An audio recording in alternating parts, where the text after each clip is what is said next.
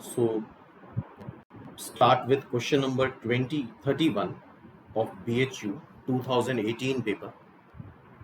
इसके पिछले वीडियो में 30 तक के क्वेश्चंस हम लोग डिस्कस कर चुके हैं। तो अब देखते हैं 2018 में किस तरह के क्वेश्चंस पूछे गए हैं। तो ये इंटीग्रल का क्वेश्चन है 0 से π/2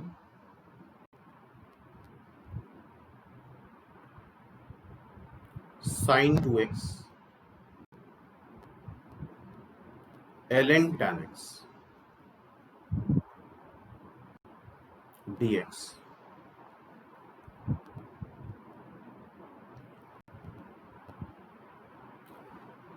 तो इंटीग्रल की बहुत कॉमन प्रॉपर्टी है डेफिनेट इंटीग्रेशन की। अगर इंटीग्रल a से b fx dx दे रखा है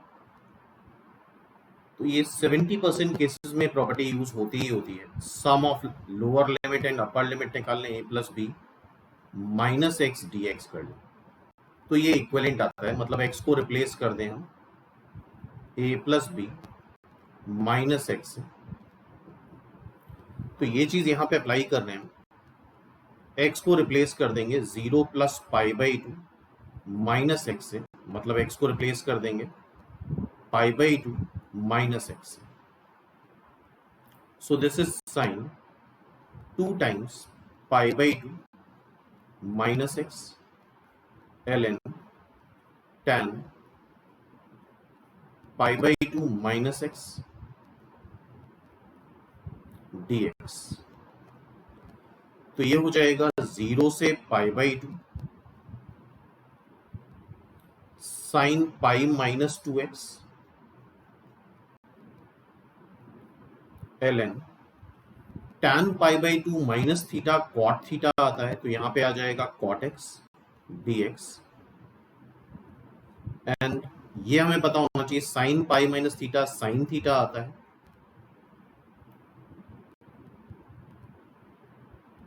तो ये साइन 2x हो गया।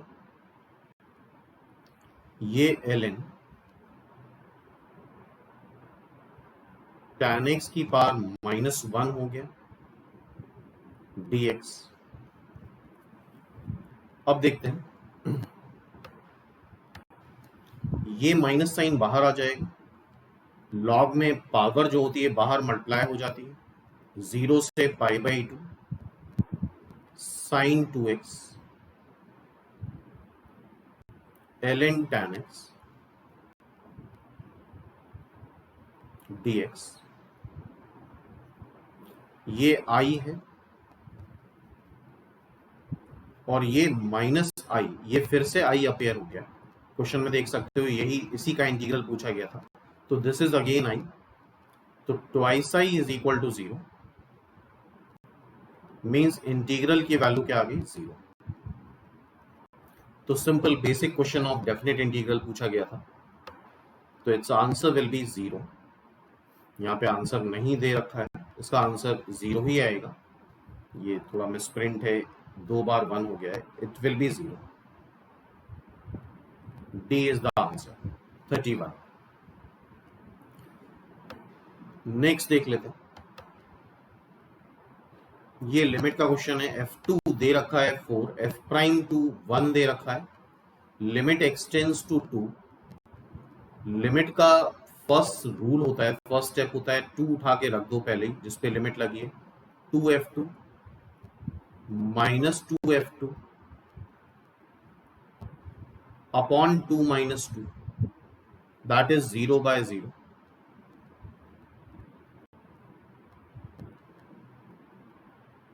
सो अगर 0/0 है तो हम एल हॉस्पिटल रूल अप्लाई कर सकते हैं। मतलब ऊपर डिफरेंशिएट कर दें, ऊपर डिफरेंशिएट करोगे x के रिस्पेक्ट पे, जिस पे लिमिट लगी होती है उसी के रिस्पेक्ट में डिफरेंशिएट किया जाता है। तो ये f2 हो जाएगा, x का डिफरेंशिएशन 1, ये 2 टाइम्स f प्राइम x आ जाएगा अपॉन x का डिफरेंशिएशन 1, तो ये आ जाएगा f2 minus 2 f prime 2।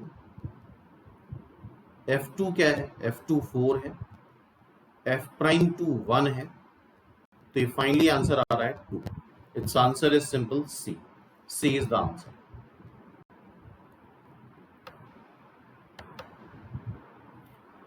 Next question 33, simple AP का क्वेश्चन है। Sum of n terms of AP 3n square plus 5n दे रखा है। अगर हम n को 1 रखते हैं तो s1 आ जाएगा। s1 मतलब वन टर्म का सम, वन टर्म में वन ही टर्म होगा। एपी का फर्स्ट टर्म a आ गया। n को 1 रखो, दिस विल बी 8। n को 2 रख दो तो s2 मतलब sum of two terms of AP, ये हो जाएगा फर्स्ट टर्म और second term of AP a plus D मान लो। n को 2 रखो तो 4 into 3 12 plus 10 22। So this is twice a plus D. ये फर्स्ट इक्वेशन, ये सेकेंड इक्वेशन। d की वैल्यू यहां से आ रही है 22 माइनस ट्वाइस a को रख दो 8 16, तो 22 माइनस 16 दैट इज 6। तो a 8 है और d आ रहा है तुम्हारा 6। पूछा गया है 164 कौन सा टर्म होगा। मान लेते हैं 164 nth टर्म होगा, तो that is a plus n minus 1 d, that is 164। So n minus 1 d को रख दो 6, a आ रहा है 8, 8 इससे सब्ट्रैक्ट करेंगे तो 156 आ जाएगा। 156 को डिवाइड कर दो 6 से,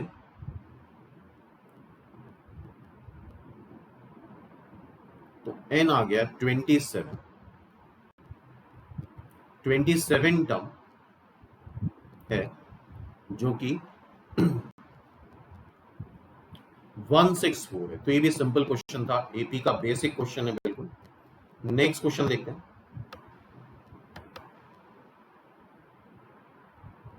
सम of first n terms of the series is Sn। तो देखो जरा इसके बीच का डिफरेंस क्या आ रहा है। ये 4 आ रहा है, this is 6, this is 8, this is 10। तो अगर कंसेक्यूटिव टर्म का डिफरेंस भी इटसेल्फ एपी में है तो ऐसी सीरीज होती है मेथड ऑफ डिफरेंस की सीरीज। ये सीरीज क्या होती है, मेथड ऑफ डिफरेंस। और मेथड ऑफ डिफरेंस में एक खास बात भी होती है, शुरू के 5-6 टर्म दिए जाते हैं। देखो 6 टर्म 5 टर्म्स दिए गए। यूजुअली सीरीज में शुरू के 3 या मैक्सिमम 4 टर्म दिए जाते हैं, इसमें कम से कम 5 टर्म दिए जाते हैं मेथड ऑफ डिफरेंस में। और मेथड ऑफ डिफरेंस में क्या करते हैं, ये चीज पढ़ी होगी। पूरी सीरीज को एक टर्म शिफ्ट करके लिख दो,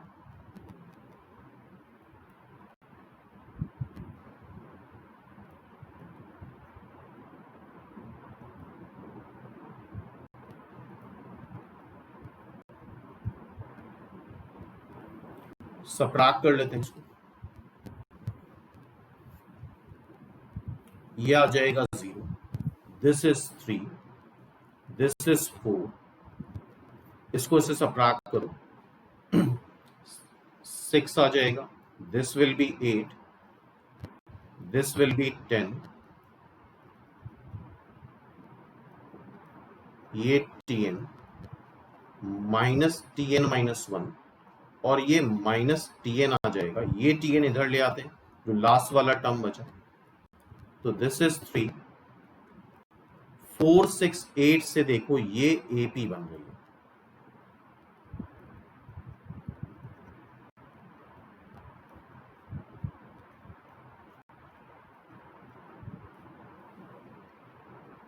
ये क्या बन रही है, एपी बन रही है। और सबसे इंपॉर्टेंट बात होती है इस एपी में कितने टर्म है। तो देखो यहां से जब सबट्रैक्ट कर रहे हो तो 4 आ रहा है, और कहां तक सबट्रैक्ट कर रहे हो तो एपी आ रहा है tn माइनस 1 तक। तो टोटल थे n टर्म्स, टोटल यहां से लेके यहां तक थे n टर्म्स, लेकिन एक 3 छूट गया, तो ये अब n माइनस 1 टर्म्स हो गया। ये बात बहुत इंपॉर्टेंट है, इस एपी में n माइनस 1 टर्म्स है। और एपी का सम होता है total number of terms divide by 2 twice a क्या है 4 प्लस n माइनस 1, n क्या है n minus 1 minus 1 into d क्या है 2, सो tn आ जाएगा 3 प्लस n माइनस 1, 2 से डिवाइड कर लो 4, n माइनस 2, ये n माइनस 1, ये n प्लस 2, मल्टीप्लाई कर लेंगे इसको n square minus n plus 2n मतलब प्लस n माइनस 2, तो फाइनली आ रहा है n square plus n plus 1। इसका nth term n square plus n plus 1 आ रहा है। अब हमें चूंकि सम निकालना है, समेशन निकालना है, तो समेशन निकालने के लिए Sn निकालना होगा। Tn हमें पता है, so Sn will be summation n की वैल्यू 1 से लेके n तक रख दो, this is n square plus n plus 1, तो ये हो जाएगा summation n is equal to 1 से लेके n तक n square plus summation n की वैल्यू 1 से लेके n तक प्लस समेशन 1 n की वैल्यू 1 से लेके n तक, समेशन n स्क्वायर पता होगा n plus 1 2n plus 1 divide by 6, summation n होता है n प्लस 1 डिवाइड बाई 2, और समेशन 1 होता है n, समेशन 1 क्या आता है n आता है, जितने टर्म होते हैं इससे n कॉमन ले लो, और फाइनली इसको जब हम सिंप्लीफाई करते हैं तो ये आता है n बाई 3, कैलकुलेशन करके देख लेना, n by 3 n square plus 3n plus 5, d is the answer. इसका आंसर d आ जाता है। तो ये इसका मेथड हो गया। और दूसरी चीज यहाँ पे चूंकि नन ऑफ दीज नहीं है, तो n की डिफरेंट वैल्यूज रख के भी तुम चेक कर सकते हो, ऑप्शंस को रिजेक्ट कर सकते हो। और ये सारे मेथड हमने प्रीवियस वीडियोस में बात करी है, शॉर्ट ट्रिक वगैरह की। अभी फिलहाल हम सिर्फ क्वेश्चंस के कंसेप्ट को ध्यान से देख रहे हैं। Next question, omega is the non real cube root of unity. तो हमें पता है ओमेगा क्यूब 1 होता है, 1 प्लस ओमेगा स्क्वायर 0 आता है। तो यहां पे एक कंसेप्ट हमें समझना होगा, 1 प्लस ओमेगा की पावर n प्लस ओमेगा की power 2n, if n is a multiple of 3, मतलब सपोज कर लो 3k टाइप का है n, सपोज कर लो 3 ही है, अगर n 3k टाइप का है तो 1 प्लस ओमेगा की power 3k plus omega square की पावर 3k, ओमेगा की पावर 3k 1 हो जाएगा, फिर ओमेगा की स्क्वायर की पावर 3k, 3 का मल्टीपल 6k बनेगा, ये भी 1 हो जाएगा। अब मान लो n, if n is not a multiple of 3, suppose कर लो 2 है, n को 2 रख दो, तो ओमेगा की पावर 4 को हम लिख सकते हैं omega cube into omega, that is finally omega.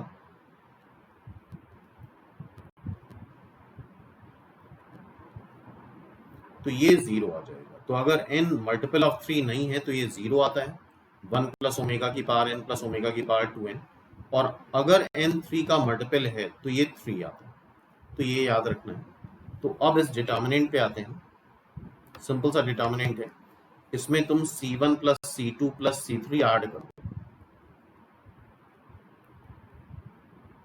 तो जो फर्स्ट कॉलम बन रहा है वो यही बन रहा है, 1 प्लस ओमेगा की पावर n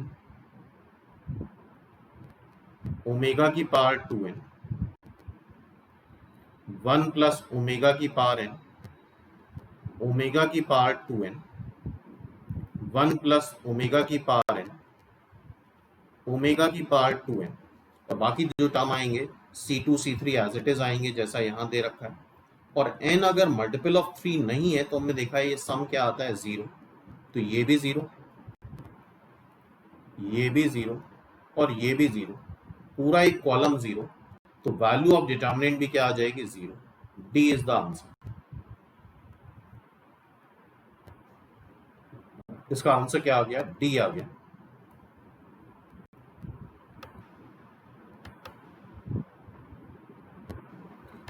नेक्स्ट है the point on the curve where the normal makes equal intercept. तो इक्वल इंटरसेप्ट का कंसेप्ट समझ लो, ये कई बार पूछा जाता है।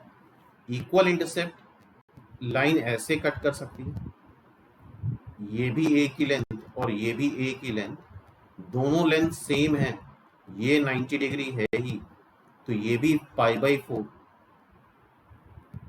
और ये भी π/4। स्लोप क्या हो जाएगा, ये इस एंगल का tan, अगर ये एंगल π/4 है तो ये एंगल आ जाएगा 3π/4। तो ऐसी लाइन जो कि इक्वल इंटरसेप्ट कट करती है एक्सिस पे, उसका स्लोप tan 3π/4 आ जाएगा। And we should know tan 3π/4 second quadrant में होता है -1 आता है। सिमिलरली एक लाइन इधर भी हो सकती है, ए का इंटरसेप्ट इधर और ए का इंटरसेप्ट इधर, तो ये एंगल हो गया π/4। तो इस केस में इसका स्लोप आ जाएगा tan π/4 1। तो याद रखना, कोई भी लाइन जो कि इक्वल इंटरसेप्ट कट करे with the axis, X axis and Y axis, इसका स्लोप ±1 आता है। स्लोप क्या आता है, ±1, सिंपल। तो नेक्स्ट टाइम के लिए कंसेप्ट याद होना चाहिए। तो इस कर्व पे कोई पॉइंट बताना है जिसपे नॉर्मल, तो पहले तो नॉर्मल का स्लोप निकालें, तो dy/dx से y² का डिफरेंशिएशन 2y और y का dy/dx, dy/dx से स्लोप ऑफ टेंजेंट आ जाता है,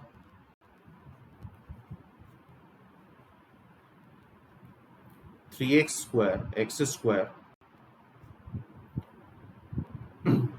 ये है 18, 6y हो जाएगा, चेक कर लेना। तो ये है slope of tangent. Slope of normal क्या हो जाएगा, माइनस टाइम्स इसका रेसिप्रोकल, और स्लोप आएगा क्या, स्लोप क्या होता है, आइदर +1 और -1। तो एक बार +1 के लिए देख लो और एक बार -1 के लिए चेक कर लो। तो पहले हम चेक करते हैं -1 के लिए, जिससे माइनस माइनस कैंसिल हो जाए, और वो पॉइंट जो पूछा गया है कब पे लाई कर रहा है। सो यहां से आ रहा है x² = 6y या y = x²/6। तो कर्व क्या दे रखा है, कर्व है 9y² = x³, 9y²।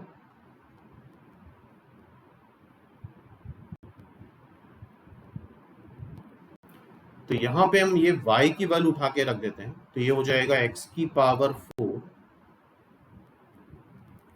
Divide by 36 = x³। ये हो जाएगा x⁴/4 - x³ = 0। x³ कॉमन ले लेते हैं, कुछ कैंसिल नहीं करा जाता है।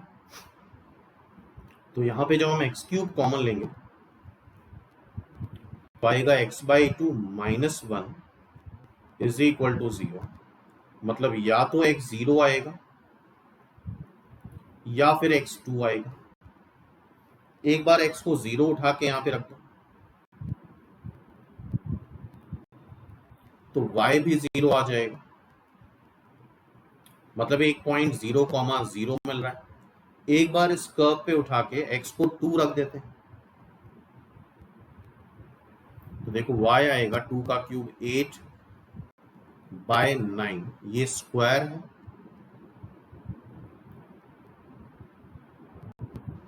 अच्छा ये बाय 4 है, सॉरी दिस इज बाय 4, तो x की वैल्यू 4 आएगी। तो 4 का क्यूब करेंगे, x को 4 रखेंगे, तो 4 का क्यूब करने पे 64 आएगा, डिवाइड बाय 9, तो ये वाई स्क्वायर है। 64 का अंडर रूट लेंगे, ये आ जाएगा तुम्हारा 64 होता है 16 इंटू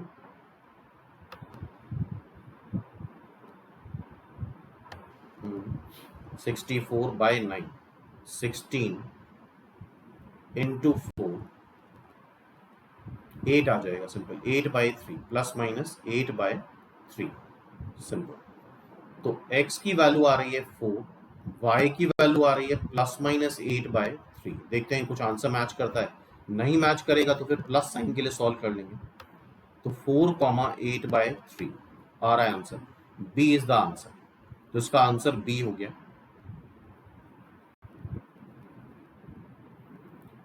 नेक्स्ट देखो, तो आई थिंक ये बात समझ में आ गई होगी।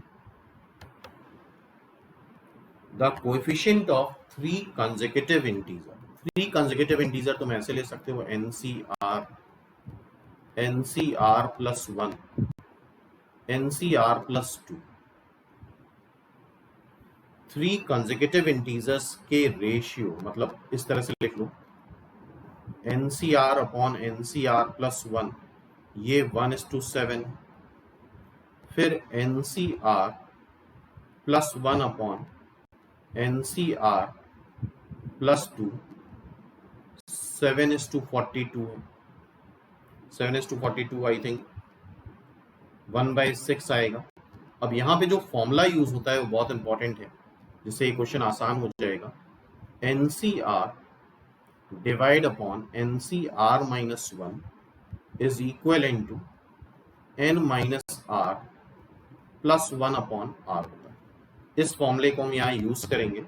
तो इसके लिए होता यह है कि देखो सुपर स्क्रिप्ट यहाँ बड़ी है, एक ज्यादा है इससे, तो इसको पलट लो,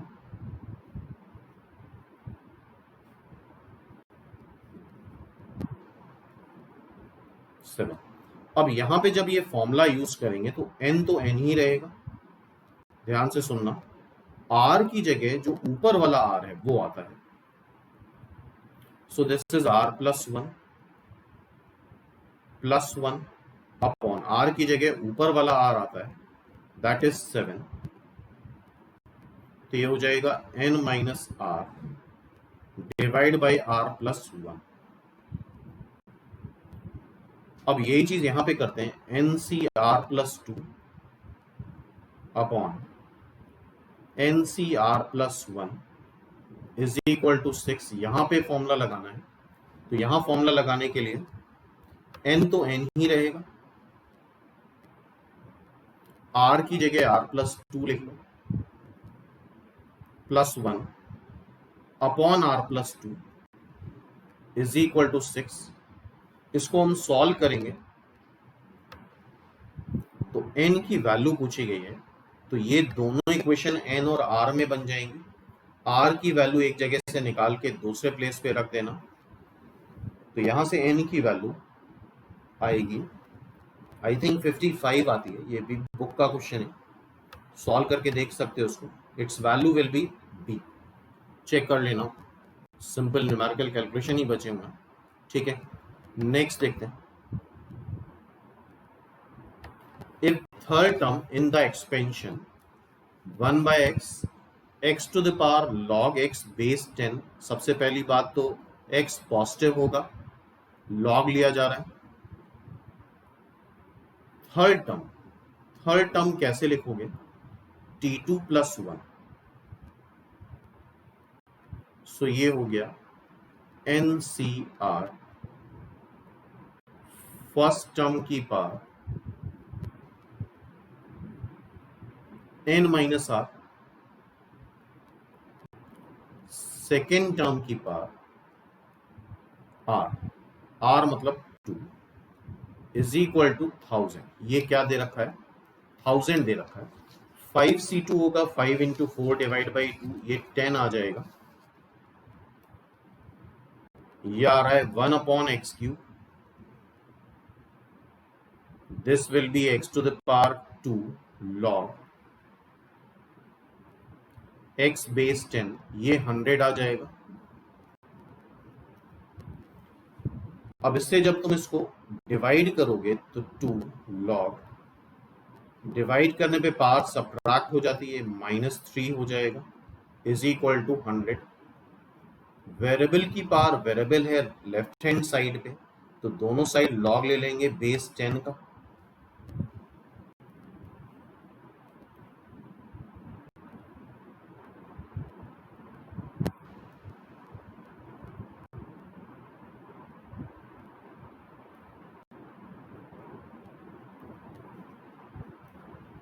हंड्रेड हो जाएगा 10 का स्क्वायर, तो ये 2 इधर मल्टीप्लाई हो गया, and log 10 base 10 is equal to 2,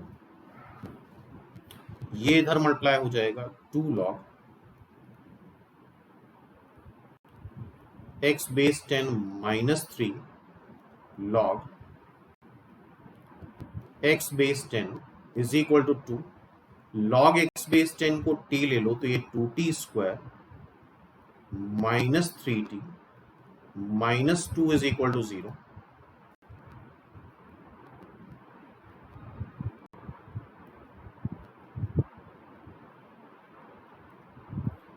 to T common ले लिया, 2t plus 1, t minus 2 is equal to 0। तो t की वैल्यू मतलब log x बेस 10 या तो -½ आ रहा है या 2 आ रहा है, इसको 0 कर लो। तो यहां से x की वैल्यू 10 की पावर -½ आएगी या 10 स्क्वायर आएगी। 10 की पावर -½ मतलब 1/√10 या 100। So it's answer will be, जैसा दे रखा है उसके according B is the answer. इसका आंसर क्या हो गया? बी हो गया, simple.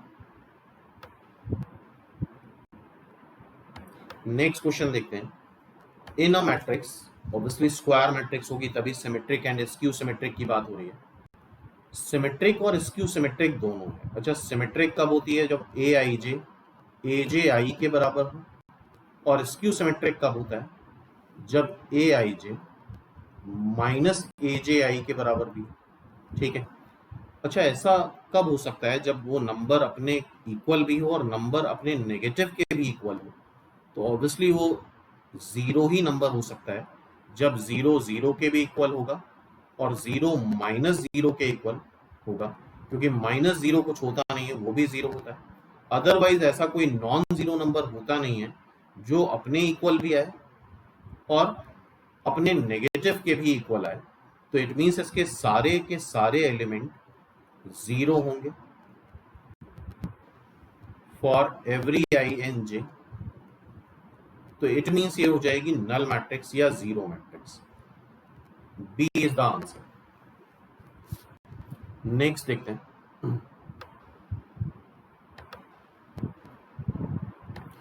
B is a matrix such that, उसको ऐसे लिख लेते हैं, ये बी है, ये ए है, ये सी मैट्रिक्स है।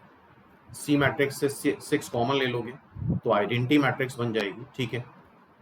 हमें बी की वैल्यू बतानी, तो उसका तरीका क्या होता है, ध्यान से सुन लो। बी बताना है तो ए के इनवर्स से पोस्ट मल्टीप्लाई कर लो। ए के इनवर्स से पोस्ट मल्टीप्लाई कर लेंगे ए इनवर्स। ए ये मैट्रिक्स है। 2 क्रॉस 2 मैट्रिक्स का इनवर्स निकालना आसान होता है। 3 क्रॉस 3 होता तो उसमें ही बहुत टाइम लग जाता है। 1 4। इसका पहले तो मैग्नीट्यूड निकालो। 4 + 2 6। इसका एडजॉइंट निकालो। एडजॉइंट ऑफ 2 क्रॉस 2 क्या होता है? डायगोनल एलिमेंट्स इंटरचेंज हो जाते हैं और ऑफ डायगोनल का साइन चेंज हो जाता है। अब इसका इनवर्स आ जाएगा। A inverse is simply 1 upon mod A और adjoint of A 4 2 -1 1,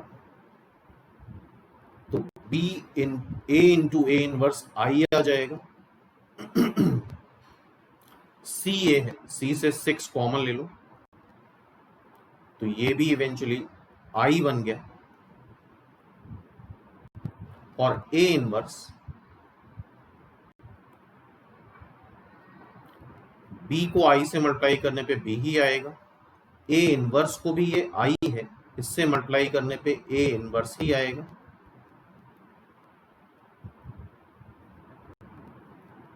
A inverse है क्या 1/6 4 2 -1 1, तो बेसिकली ये इसका इनवर्स ही एडजॉइंट आ रहा है। बी क्या आ रहा है adjoint 4 2 -1 1, C is the answer, it's answer is C. तो अप्रोच समझ में आनी चाहिए कि बीएचयू में किस तरह के क्वेश्चंस हर साल पूछे जाते हैं। ठीक है, तो अब नेक्स्ट वीडियो में इसके आगे के क्वेश्चंस हैं उसको डिस्कस करेंगे।